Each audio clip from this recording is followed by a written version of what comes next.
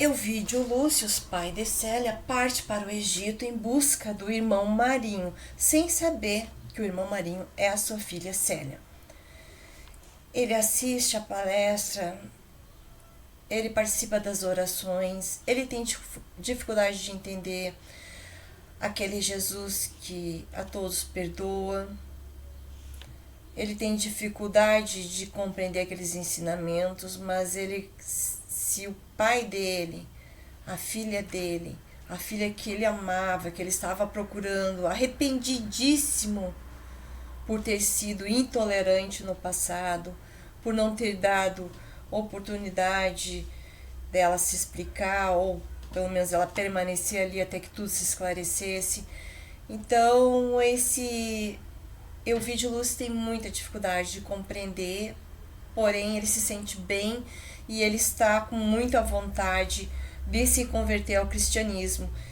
E ele pede conselhos para o irmão Marinho, que o reconhece como pai, que chora, mas chora copiosamente, mas que não diz para Elvídio Lúcio que ele, Elvídio, encontrou quem ele estava procurando, que ele encontrou a filha que ele estava procurando, porque Célia mantém a sua postura e toda a sua nova vida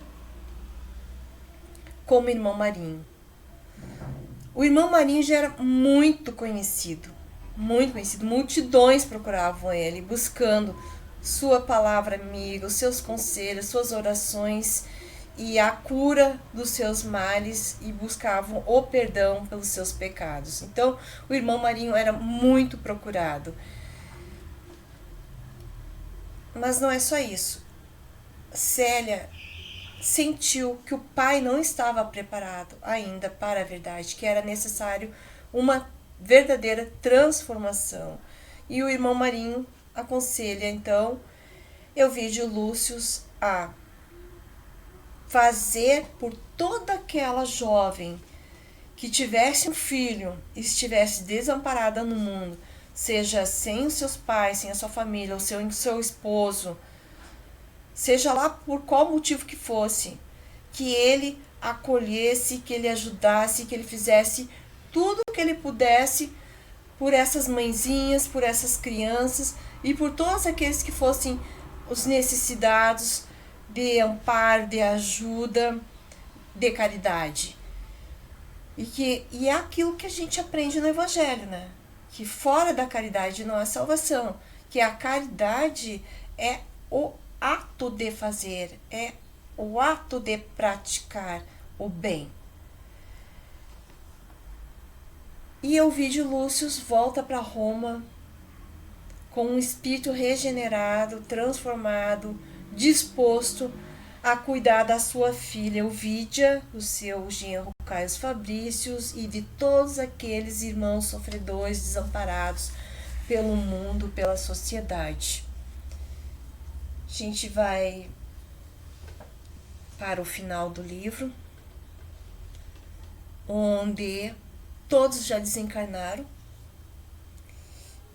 e existem dois grandes grupos. Um grupo de espíritos evoluídos, portanto, de um plano um pouco superior, um plano mediano, mas um plano dos espíritos bons, de espíritos elevados, e um grupo de espíritos atrasados de um plano inferior. Todos sobre o comando do avô da Célia, o Cânius Lúcio, que se converteu através da neta e se tornou um grande praticante da lei do amor, da lei da caridade, do respeito, da alteridade, da compreensão, da tolerância. E Cânius Lúcio, então, está organizando esses grupos para que todos reencarnem coletivamente, junto, uma reencarnação coletiva, para que possam, então, resgatar suas dívidas pretéritas.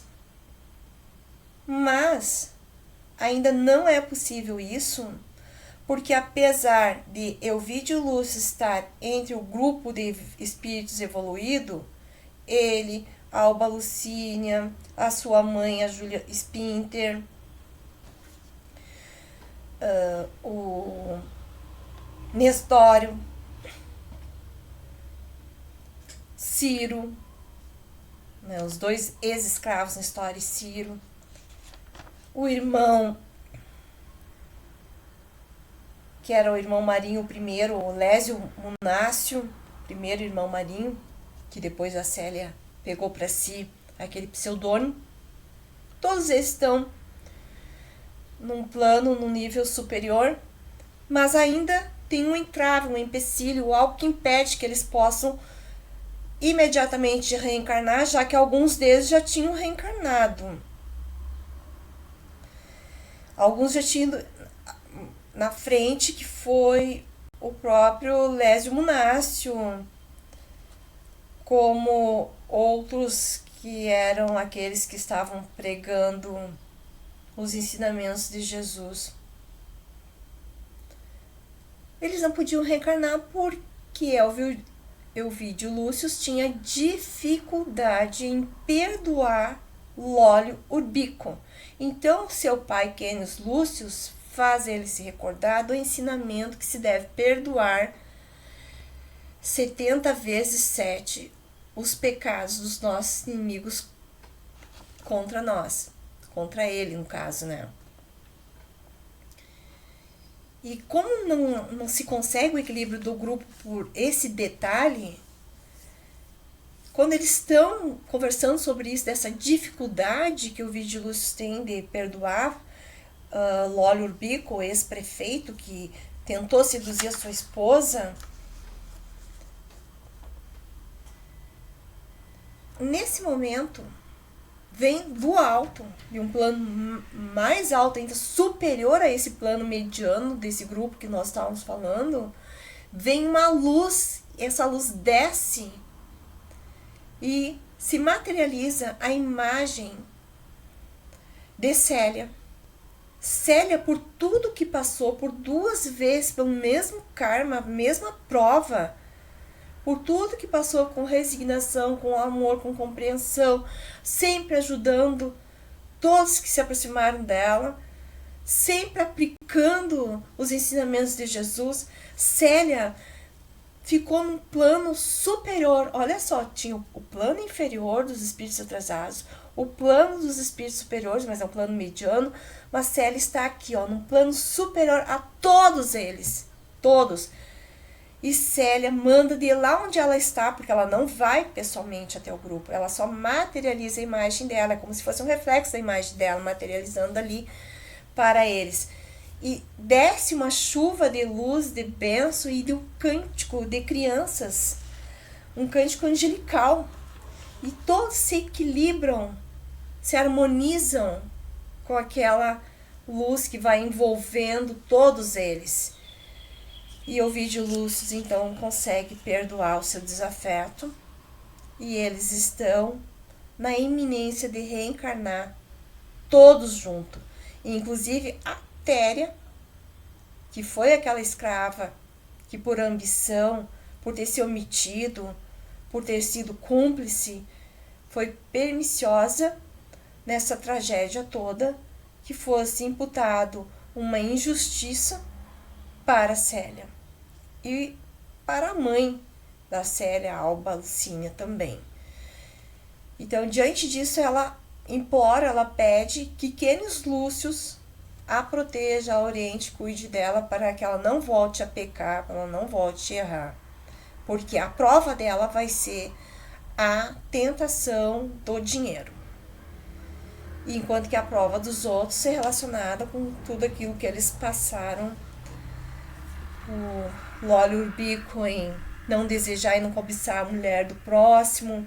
A Cláudia Sabina ainda se encontra muito desequilibrada, sem conseguir perdoar, vingativa, com ódio, com rancores e remorso. Mas todos estão, então, na iminência de reencarnar sob a tutela maior de Célia e sob a tutela do seu avô, pequenos, Lúcio. É linda demais essa história, vale a pena ler. Ficamos aqui com mais um Chá da Literatura Espírita Kardecista com Celine. Fique bem, paz e bem, meus queridos e minhas queridas. Até mais. Fiquem com Deus.